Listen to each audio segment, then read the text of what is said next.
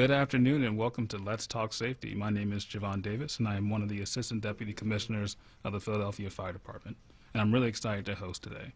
I'm no stranger to the show and excited to be back in the WURD studio, albeit masked and socially distanced, talking with our guests about some very important topics.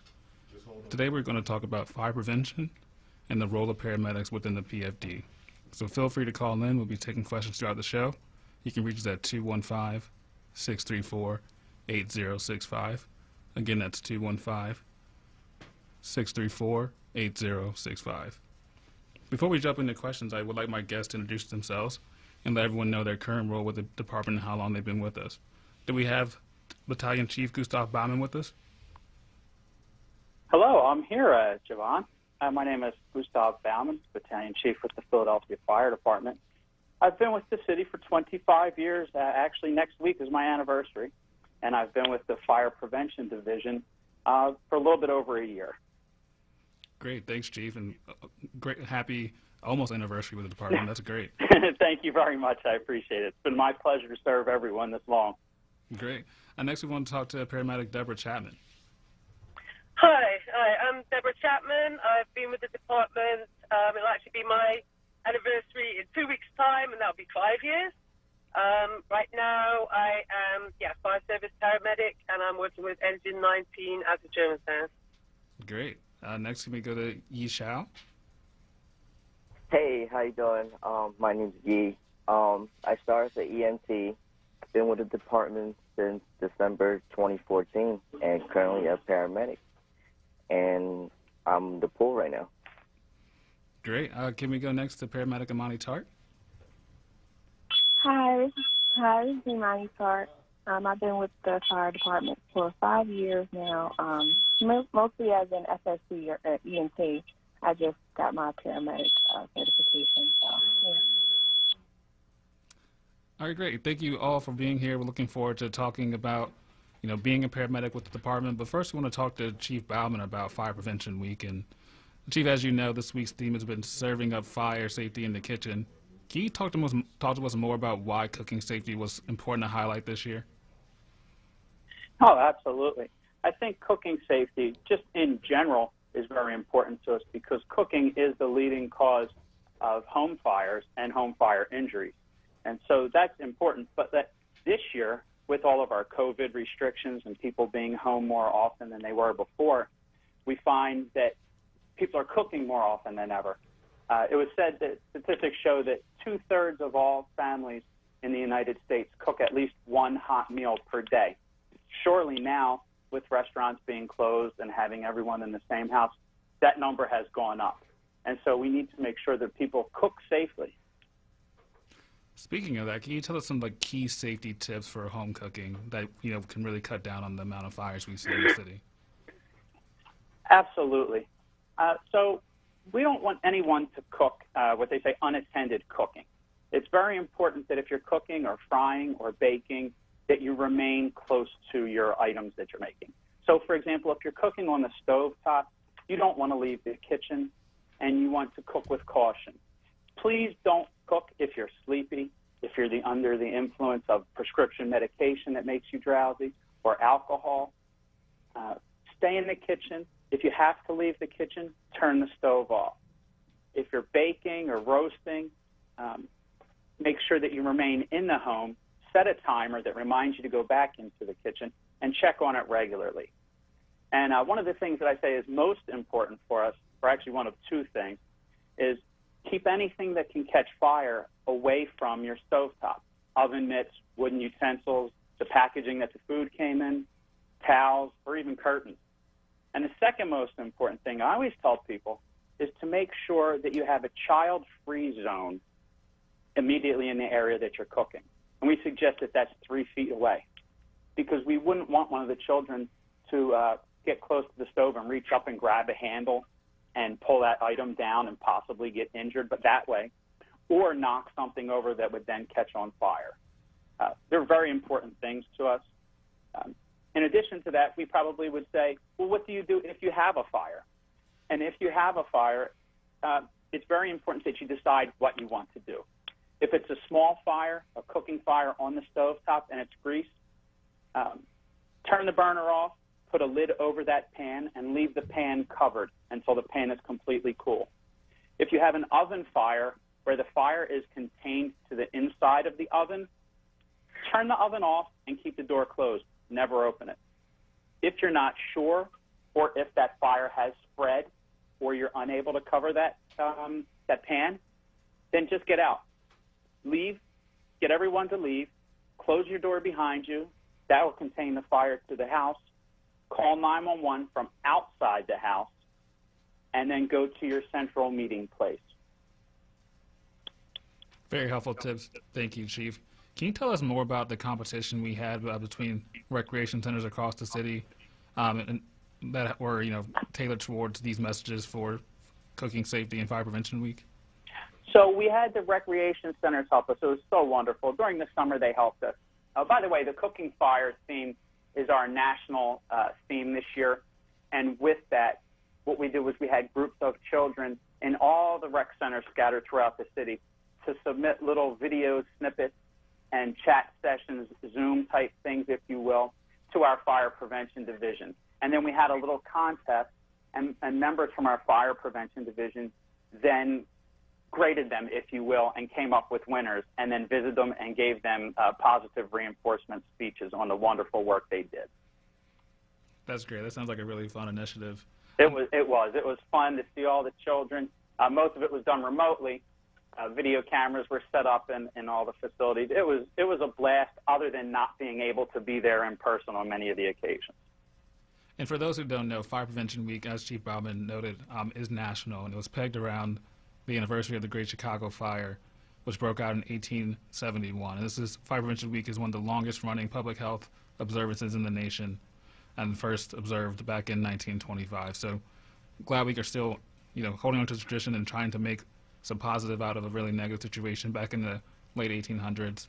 And Chief, as you mentioned, that you had to do a lot of things virtually. I'm sure this has been a Fire Prevention Week like no other.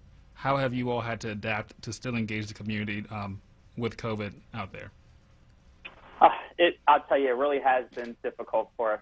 So many of the programs that we did have prior to this COVID outbreak, we had to put on hold, frankly, because so much of what we do is getting out into the community, literally shaking hands, knocking on doors, talking to people in their homes, and going over ways to be safe. Well, we couldn't do that. So we increased the amount of literature that we distributed in the neighborhoods, such as people's mailboxes. We came up with a campaign you're actually going to see very soon, where we're wrapping SEPTA buses. We have 93 buses that are going to be wrapped with a cooking fire message, a cooking fire safety message. And it actually works out really well for us, because starting this Monday coming up, October 19th, the fire department is moving back into full fire prevention activities, including our smoke alarm installations in owner-occupied residential dwellings. So this is huge for us to get back. But now keep in mind, we are going to meet all CDC standards for social distancing and personal protective equipment. And so if you see the fire department coming, we'll have masks on, and we would encourage you to have a mask on as well. Otherwise, we wouldn't be able to enter your home. We would just reschedule, though. We'll never go away and not come back. We'll just reschedule with you to come back. We'll maintain our social distancing, and we'll be able to answer any questions that anyone has, in addition to putting smoke alarms installed in their houses for free. If they want to get access to this program, any one of our listeners can call 311 and request a smoke alarm installation by the Philadelphia Fire Department, free of charge. Yeah, amazing. I'm glad that we're starting that back up, because those are really life-saving devices to have in your home. Can you talk more about why it's so important to have a smoke alarm and the impact they have for saving families? Absolutely. Some of us may or may not know that most deaths in a fire are not caused by flame, and injuries either. People simply just don't get burnt that causes a fatality. What we find is most injuries and deaths are from smoke or from the toxic gases that accompany the smoke during the fire. And so anytime we can get an early warning, an early alert to get us away from those toxic combustible materials and that smoke, it makes it so much more likely that we can survive without injury. So what we encourage people to do is have a smoke alarm on every level of their home, including their basement, and test them weekly. And all smoke alarms have a button on them that you can push. They have instructions that are in the box. Push that button once a week and make sure you hear an alert. Now, with the smoke alarm, it's important that you can get you don't want to get ones that plug into a wall or that have batteries that have to be replaced. If you remember one of our older campaigns, we used to tell people to check your clock, change your battery. Well, we've moved away from that because the technology is so much better now. What we find out is that the manufacturers have high-quality 10-year lithium batteries that are pre-installed in our smoke alarms. So they're, with the exception of testing, they're set it and forget it. Once those alarms are installed, they're good for up to 10 years. And the alarms will even let you know when they need to be replaced. One of the things that's interesting about that, if you don't mind indulge me for a moment, is we have people call the fire department because they say that their smoke alarm is going off. It's an alert. And in reality, what it is the smoke alarm is letting them know that it's time to be replaced. So if you hear a smoke alarm that does a single beep or a chirp once every few moments or minutes, that means that it's either defective or the battery is worn out and it needs to be replaced. If you hear a smoke alarm consistently beep and it just doesn't stop, that means that most likely something is wrong, and please check on that in your home. And if you find something, if you find smoke or heat or fire, shut the door to that room and exit and call 911 from outside your home. Yeah, great. Thank you for sharing, those tips as well. Really important to get a smoke alarm, and as he said, if you call 311, they'll lead you through the steps to make sure someone from the fire department can come out and install one for free, or install several if you have multi-floors in your dwelling. Yes, sir. We'll install as many as we need to. Generally, we install 3, but certainly if your residence is larger, and some of the older homes, they have front and rear stairwells and exits and entrances, or they're very compartmentalized. We'll work with the homeowner to provide them with the number that they need, but certainly we wouldn't offer you any less than 3. Great. Like you said, free smoke alarm. All you got to do is call 311. Yes, and if you don't mind me saying, we actually have another new program that we're starting up very shortly. That won't be on Monday, but in relation to our cooking fires, the Philadelphia Fire Department was able to get a grant from FEMA with matching funds from the city of Philadelphia that totaled over $231,000. And this was specifically to assist with the reduction of cooking fires. And so with that, we were able to purchase 8,000 10-year smoke alarms, standard ones, 91 adaptive smoke alarms for hearing impaired individuals, and then this new type of device. I don't know if anyone's heard of them. I know they were new to us. This is the first time that we've ever used them. We've heard of them before, but it's the first time we're going to install them. In sections of West Philadelphia and Southwest Philadelphia in the 11th Battalion, our paperwork, the reports that the fire department does, determine that that area, the 11th Battalion, had the largest amount of cooking fires in the city. And so we're going to offer cooktop fire suppression devices to residents that live only in the 11th Battalion as a start. The program may get larger and go citywide, but currently it's just for the area of West Philadelphia and a little portion of Southwest Philadelphia. We have 454 pairs of cooktop fire suppression devices. And basically what it is, the material that is in a powdered fire extinguisher, an ABC extinguisher that many of us are so familiar with, is in a small can. And these cans are offered in a pair, and 2 cans are put on the hood above your stovetop. They're magnetic. And then if a fire is detected on your stovetop, that heat will trigger this device to release the powder. So it's really a good thing. The only catch to it is that we can only install them in homes that have electric stovetop. Because if we put the fire out on a gas-fed fire, then we would just have free gas moving, And so that would be unsafe as well. So if there's anyone that lives in the 11th Battalion, sections of West Philadelphia and Southwest Philadelphia, when you call 311 and ask for your smoke alarms, if you have an electric oven, electric stovetop, you can request one of these devices, and we'll come out free of charge and also install a pair of these in. That's amazing. I love the data-driven, place-based approach to, fighting, Absolutely. preventing fires. We're so lucky in the fire department to have external partners as well as different divisions within our fire department that are all about research, all about mapping, and providing us with the greatest technology and tools. And many of those individuals don't wear a uniform, and they don't get the proper recognition they would deserve because no one even knows they work for the fire department. They're humble, they're quiet, and non-uniform. But they give us all these extra tools to focus our outreach to reduce fatalities, reduce injuries, keep people in their homes with their property and no destruction. It's wonderful to have such help. Yeah, for me, it's been, as you were stating, we keep getting all these grants, and I know I work with a team who puts grants together, and it's great as someone who's non-uniform to be able to give you all the tools you need to be successful and help prevent fires. And it really is. Yeah. It's not about just being on a fire truck.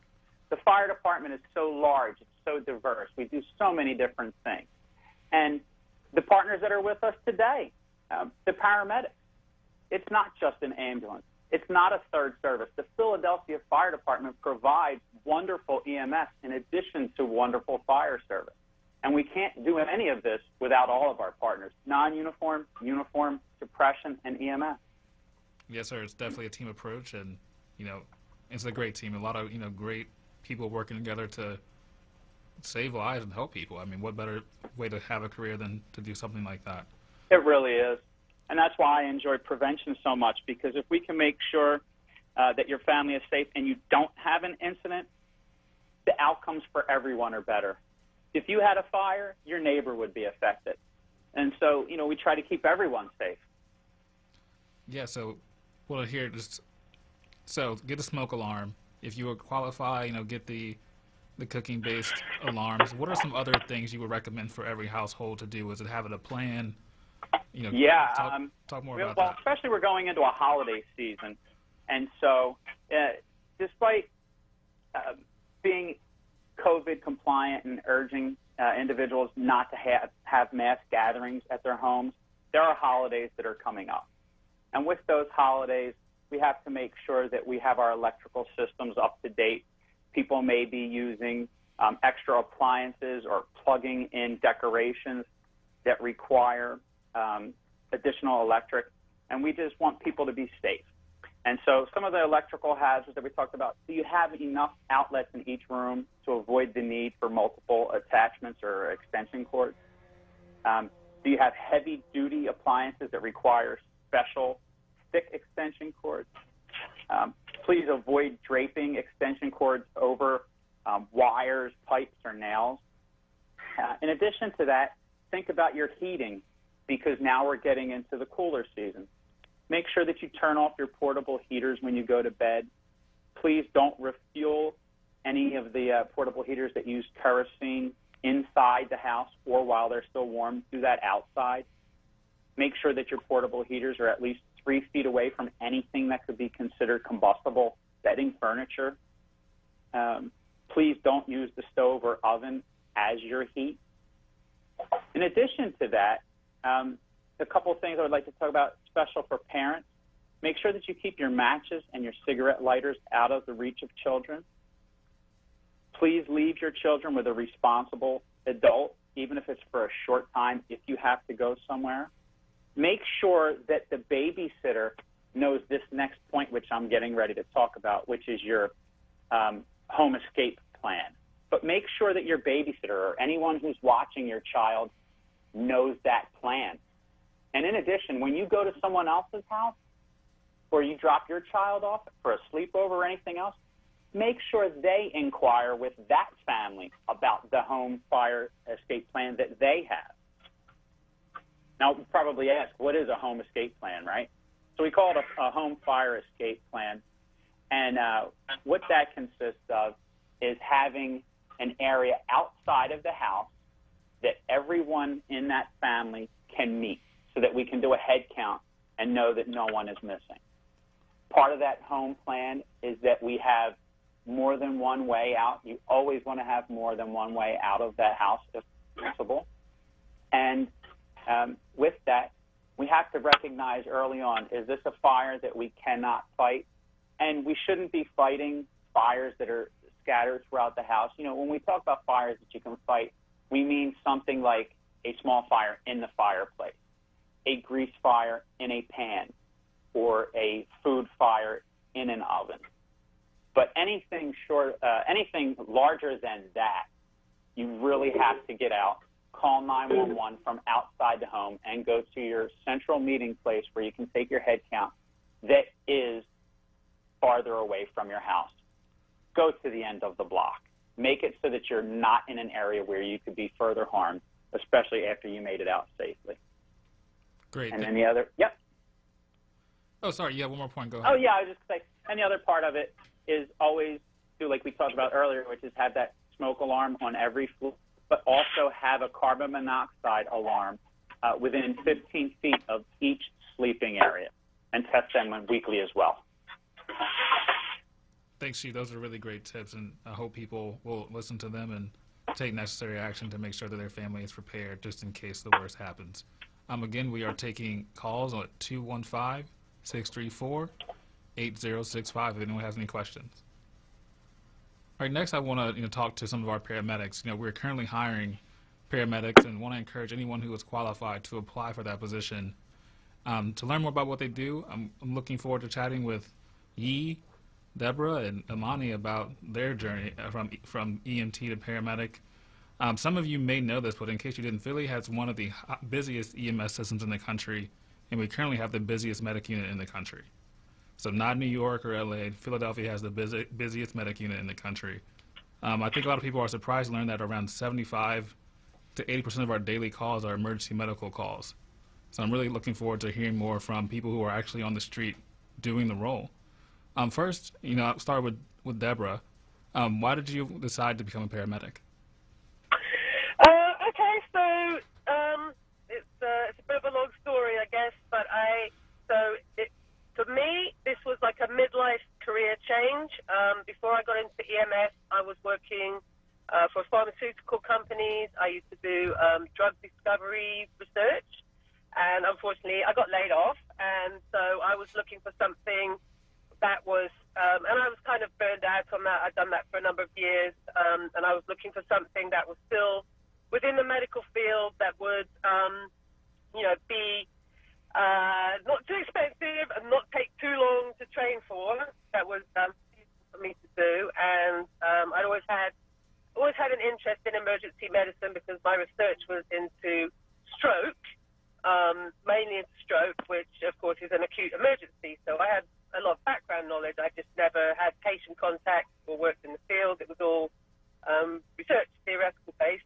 So I went and did the EMT course in Montgomery County, and so they put you within the first few weeks, they put you on the street to do what they call ride time, where you go with an ambulance crew and learn from them, see how they run their different calls, how they treat their patients.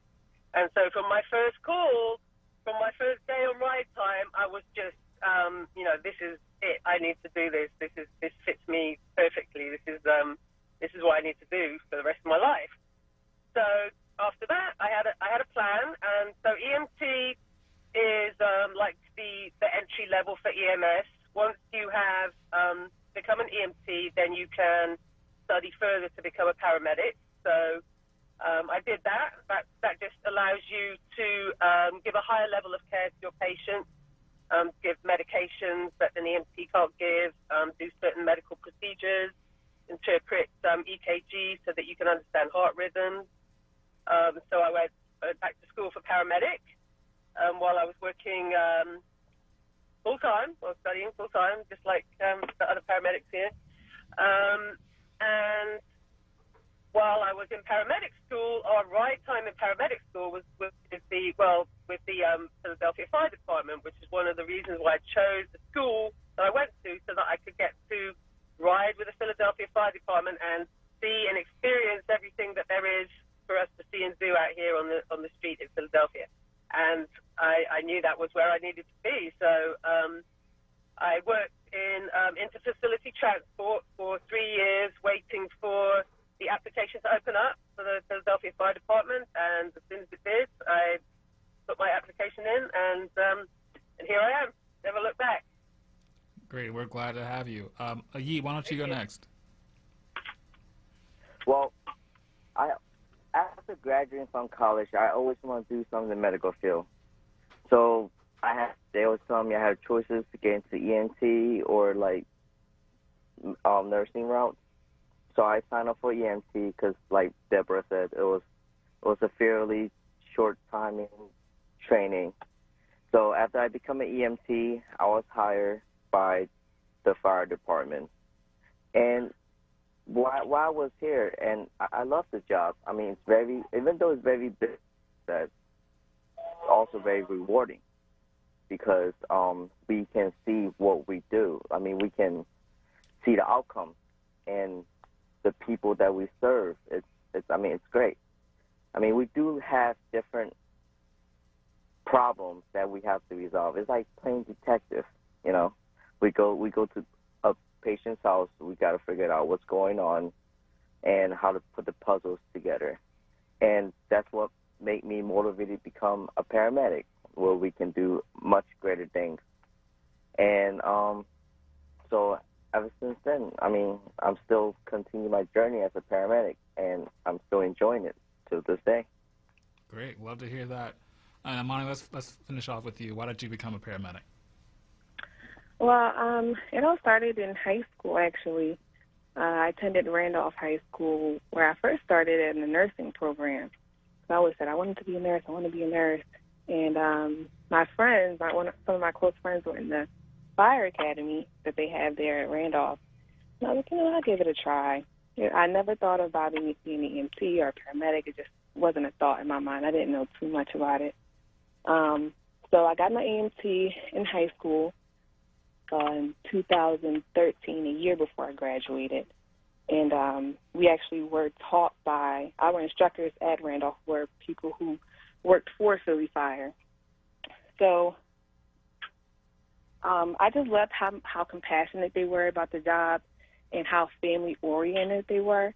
So, like, every year around Thanksgiving, we would have, like, a family day where all my classmates would bring, like, a special dish in, and we would invite our families. And I really enjoyed just having, like, the family around and have that family orientation at home and at school.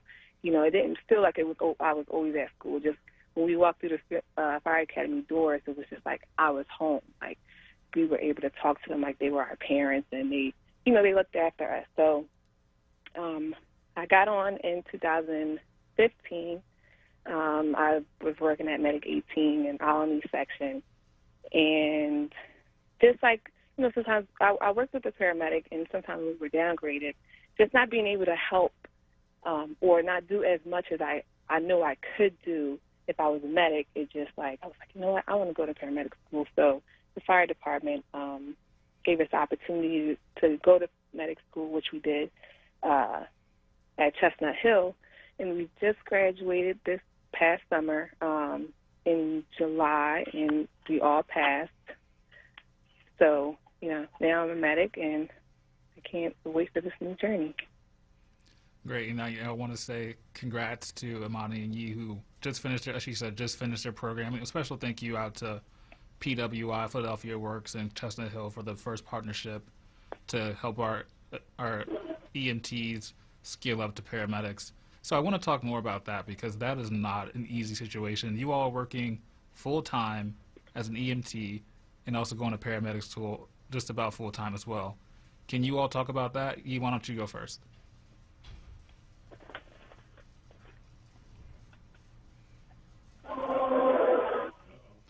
Yee, are you still there? Oh yeah, I'm here. I'm sorry. It's a lot about organizing and time management. I think that's very important because yeah, we do work 4 days, and our 4 days off, we pretty much went to school for 3 days. But I realized that if you have a really good time management, if you're very organized, nothing's impossible. You can get it done. It's tough, but I think you can get it done. Yeah, Monty, what was that experience like for you? Yeah, definitely. It definitely wasn't easy. Having to work the 2 days, 2 nights, and then having to leave night work and do a hospital shift because I needed to get the hours in. It was definitely tough, but definitely worth it. Definitely worth it. Do you all feel like you have just a lot of free time now that you didn't have for, what, a year and a half? Oh, yeah, definitely. I never, it was prior to being in paramedic school, I didn't do too much overtime. So I was like, now I have these 4 days off, and I'm like, what do? I guess I got to start doing overtime now just to occupy my time. But, yeah, definitely, I'm happy that it's over, but I'm definitely happy that I enjoyed, that I was able to experience that. And can you tell us how COVID-19 impacted? You all were still in school when we first got, had to completely transition everything. How did that impact your last few months of paramedic school? So we weren't able to do our ride time, and we weren't able to do a hospital shift. So we spent more of our time, doing the online, doing the video chat, and it was a little bit more difficult because you weren't able to have that hands-on like you did when you were in class. So it was a little bit more difficult, but I felt I think not having the stress of the clinicals and everything kind of eased the stress just a little bit. But I'm just happy class is over, and but it definitely was difficult being at work because it's the stress of having to put the suits on and just being hot, and it was just a lot of stress, being at work with the COVID-19 more than it was with school. So that was my experience with that. Yeah, do you want to say anything about your experience transitioning from in-person classes and all that stuff? Well, definitely a positive thing is you're comfortable in your own room. You can literally just put something on and just be on Zoom, and it's all video recorded. But the downside is, like Imani says, a lot of these things are hands-on stuff, and I'm a hands-on learner. So it's kind of hard for me to visualize certain things if I don't put my hand, if I don't use my hands on it. But at the end, it all worked out. I'm glad that it went out. It went pretty well. Yeah, we've really all been really excited for you all, and really just happy that you all were able to get it done, even though we had such a huge unforeseen challenge in the middle of your program. So again, kudos to you two for getting that done. Amani, we've been talking a lot leadership with Assistant Deputy Commissioner Crystal Yates and about a pipeline. And I think you're one of the first ones to do the whole pipeline. You started off at Randolph, you got your EMT, came on as an EMT, and then you did the training program at Tower. Can you talk to us about how your foundation at Randolph helped propel you and what that did for you at a young age to get you ready for this career path? Yeah, I can say being 14, 15, I didn't really understand, my mom was like, oh, do you understand you're going to be making $40,000 at 18 years old? And I was just like, when I got the letter for the fire department, I was going to CCP taking classes, and I was working at McDonald's actually. And my mom was just like, you don't understand, you're young, you have so much that you don't understand. I was so nervous, feeling like I'm 18 years old, and I don't know what I'm getting myself into. I've never done this before, but just being at Randolph, our main instructors was Keith Davis and Captain Stallings, and they pushed us to be great. They wanted the best for us, And it definitely was a challenge for me because I was always a shy person growing up. So just having, like, that discipline that they gave us in school was hard for me because, like I said, I was always shy, so I didn't get myself into trouble. I'm not used to, like, the yelling and the, you got to do this, you got to do that. So it was definitely difficult for me to adapt. But I'm just glad that they were there to push us. And actually, I was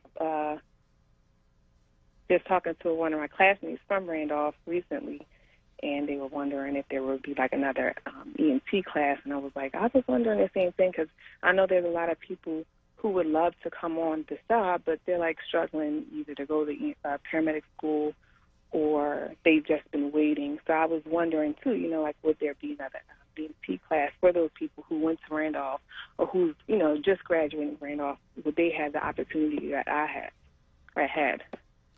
Yeah, we've actually completed, 2 community EMT classes, one with 1199C and one with West Philadelphia Skills Initiative, and we are looking to bring on EMTs and put them through a similar pipeline like you went through. I think you've probably seen that we've recently instituted Advanced EMT, and we have our first class of Advanced EMT, which is that intermediate step between EMT and paramedic. So we are looking at different ways to bring on EMTs, train them to be Advanced EMTs, and then train them to be paramedics. So that's definitely a goal of ours. So, even if you're someone in the community who's interested in this pipeline or this career path, keep looking out for ways to get involved, and we'll be sharing more as, things clear up. COVID has been a challenge for us as far as reaching the community and doing other trainings, but that's definitely something we want to continue because we see it as a great way to get people on the job, and we desperately need paramedics, and that's why we, are hiring 4 times a year for paramedics, and it's a great career as you've been hearing so far, and we want to get more people to be part of the team. Yeah, definitely. So I'm waiting. I'll tell my friends to be on standby. Absolutely. Deb, I want to go back. Deborah, I'm sorry, I want to go back to you. I know this is impossible to answer because every day is different, but what do you think the best way to tell someone what a day in the life is like for a PFD paramedic? Day in the life, okay. How much time do we have?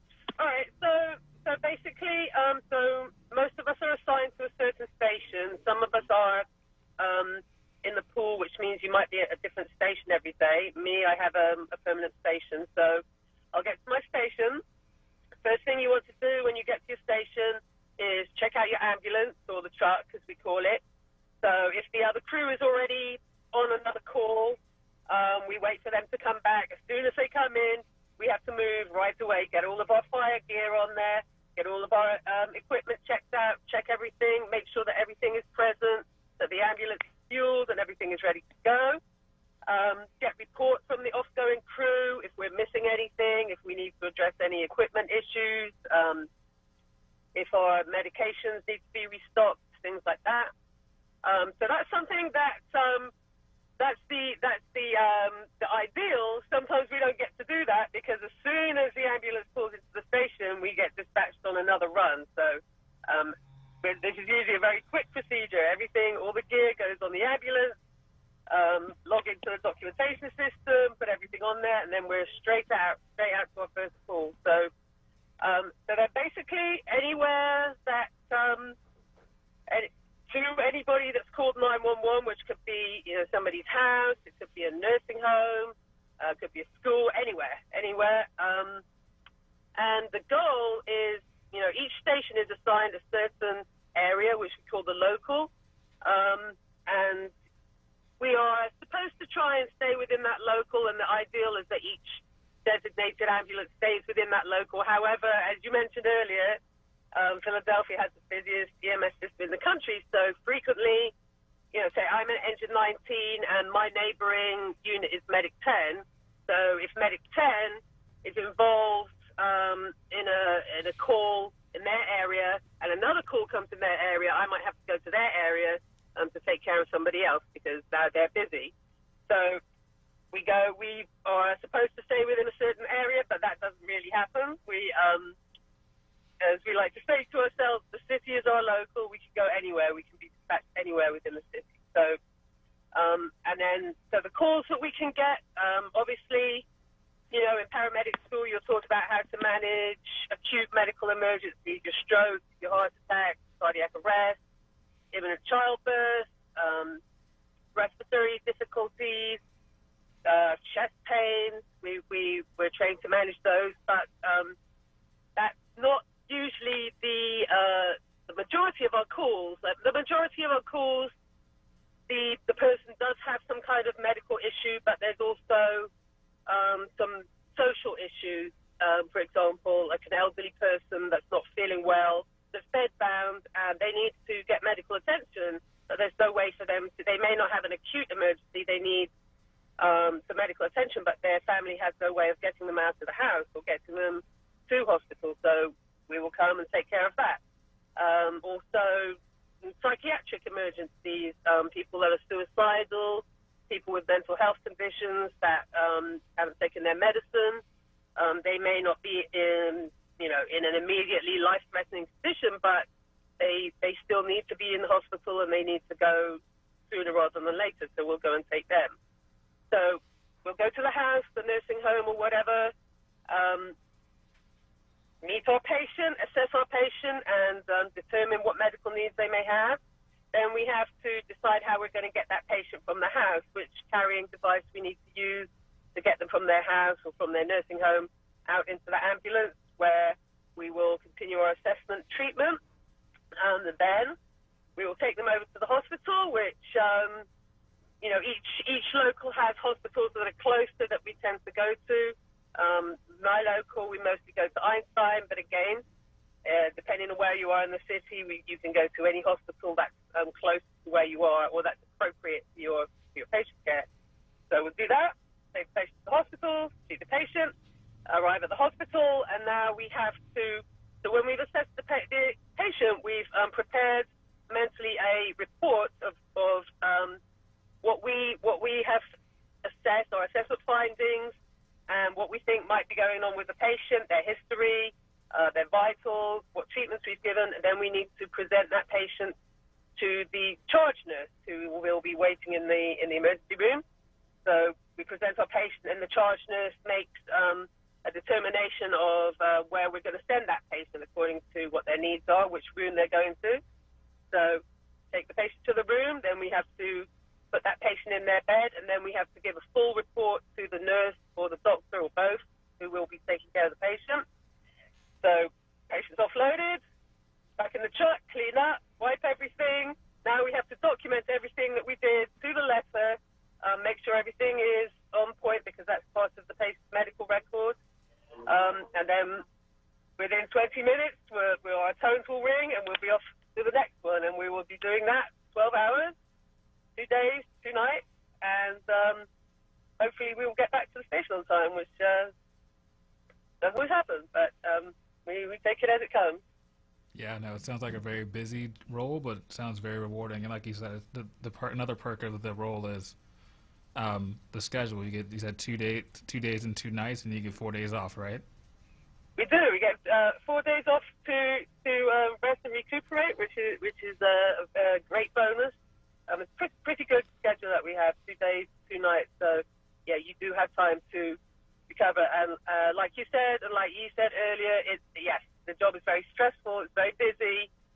Sometimes it can get frustrating, but it's very rewarding. And to be honest, one of the things that I learned early on in EMS is that, and like I said, we deal with acute medical emergencies, but we also deal with the person as a whole. Like when they call 911, something terrible has happened and they want the situation to be better, whatever it is. We come in and we're there to make it better, whatever it is. And for me, what was one of the most rewarding things is that it really doesn't take much to help someone and make somebody feel better, to make them feel heard, to make them feel understood, to make them know, hey, we're here to help you. We're here to try and take charge of this situation. We're here to try and do something about this situation and make this better. And it really doesn't take much to make somebody feel better. Yeah, again, and everyone you're listening to Let's Talk Safety, if you have a question for Chief Bauman about fire prevention or any of our paramedics about their job, please give us a call at 215-634-8065. Again, that's 215-634-8065. And I want to hear from all of you for the next question, because I think everyone has a different perspective here. Let's start with Yi. What's the most surprising thing to you about being a paramedic? Something you didn't know before you joined the department that now you find to be something different?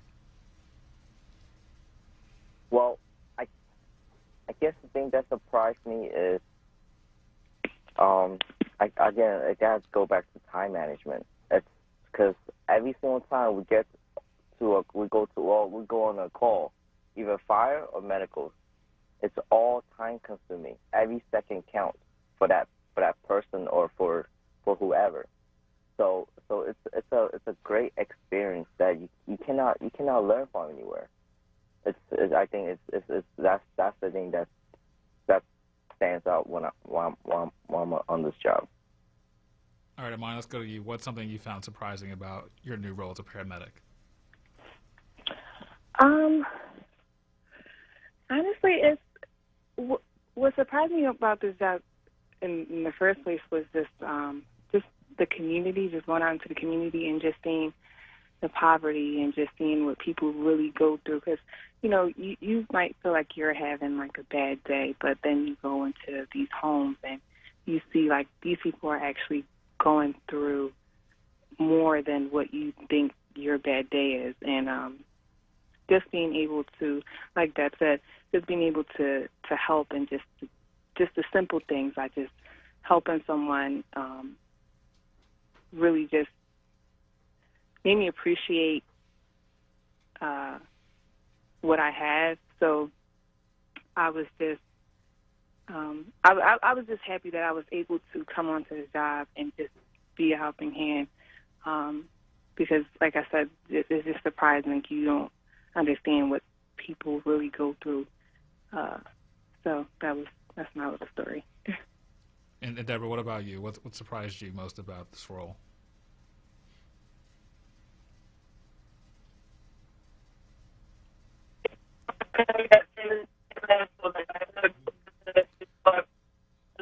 Hey there, I think you're breaking up a little bit. Can you say that again? Can you hear me? Yes, you sound great now. Okay, yeah, so,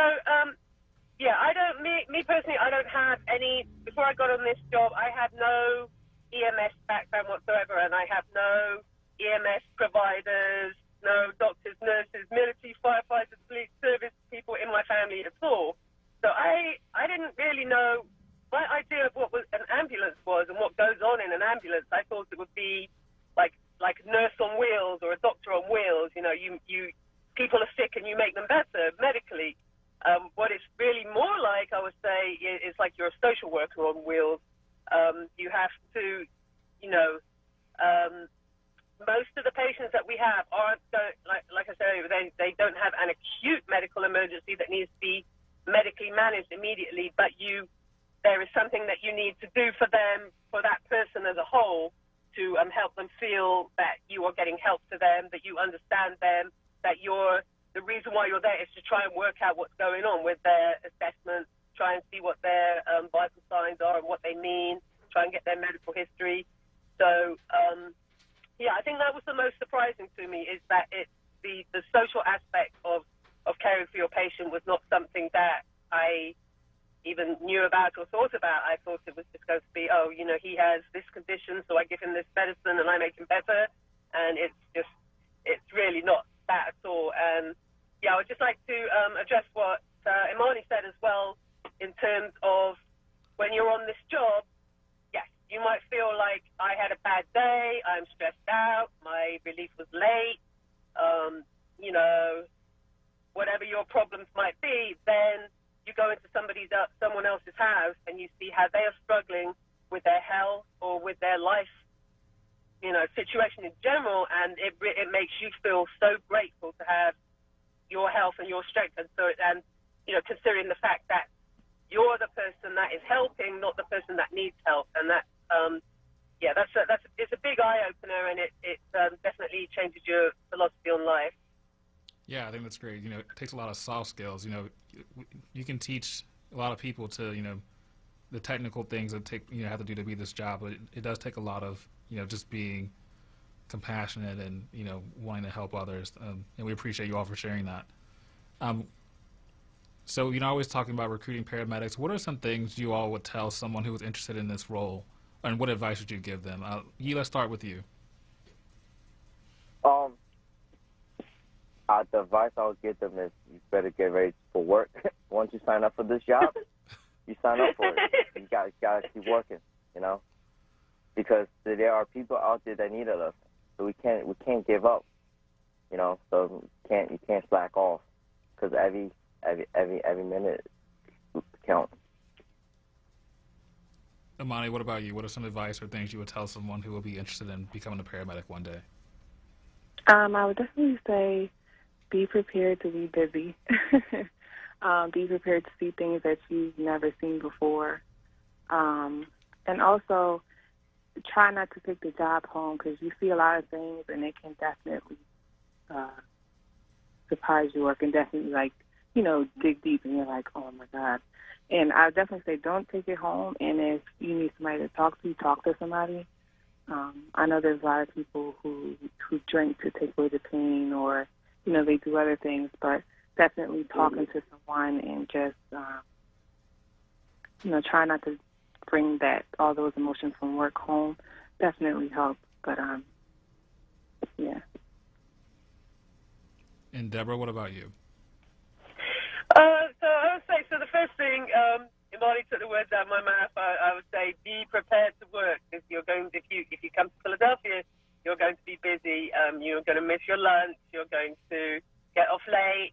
You're going to have to hold your bladder for 2 hours. You're going to work. So, be prepared that this is what you're letting yourself in for. The second thing I would say is also on the truck with your patients, in your job, always have a backup plan. And remember, sometimes we have to do a lot with very little. We have to improvise. Things aren't like the textbook. We don't always things are not going to be perfect. Supplies aren't always going to be plentiful, and you have to work out what you're going to do if what you have available to you is not 100% perfect. And that's just life. That's just the job. That's going to be anywhere. But because we are so busy and under so much pressure, be prepared to improvise. Be prepared to think outside the box, and always have a backup plan. Great, thank you all. Definitely want to thank all of our guests today. Before we wrap up, Chief Bauman, any last words for our listeners? Sure. I was hoping you would include me in the EMS conversation. As our guests probably may not know, I was also a paramedic for the city of Philadelphia in the fire department at the busiest medic unit at that time as well. But I agree with everything that they said. But, yeah, my last statements would be, just like they said, make sure if you want to join the fire department that you're willing to work hard. And remember that every call to 911 that we receive and get dispatched on is an emergency to the individual that called. And so we have to keep that in mind, that we're here to serve the community. And the fire department is the only agency in the city of Philadelphia that upon a call for service immediately sends someone out to assist with that issue. And many of the things we go to do not involve fire department or EMS issues. It's just that the citizens had no one else to turn to. And so if we keep that in mind, I think everyone can have a successful career. And then as far as fire prevention goes, for those people that are listening that live in West Philadelphia, when you call 311 for your smoke alarm, if you have an electric stove, please ask about those cooking top suppression devices. Please do. Thank you. Yeah, Chief, I didn't know that you were a paramedic before joining the fire side, so I definitely would have. Proudly so. Yeah, I understand. EMS does a wonderful job. They really do, and I applaud them, and I especially applaud my guests here today that have gone through a progression in their career, advancement, in addition to helping themselves, but also to help the citizens that we serve. So thank you for doing that, and I wish you the best with that. Yes, thank you, Chief Bauman. Thank you, paramedics, Deborah Chapman, Yishao, and Monty Tar. We really appreciate having you on. And just as we close out here, again, if you need a smoke alarm, please call 311 and we'll start doing those again soon. And, very important life-saving devices. And finally, make sure you're wearing a mask and getting a flu shot and taking care of yourselves because, COVID is still out there and we want everyone to be safe and prosperous as we enter the holiday season. So thank you for having us. This has been Let's Talk Safety, and we'll see you next month.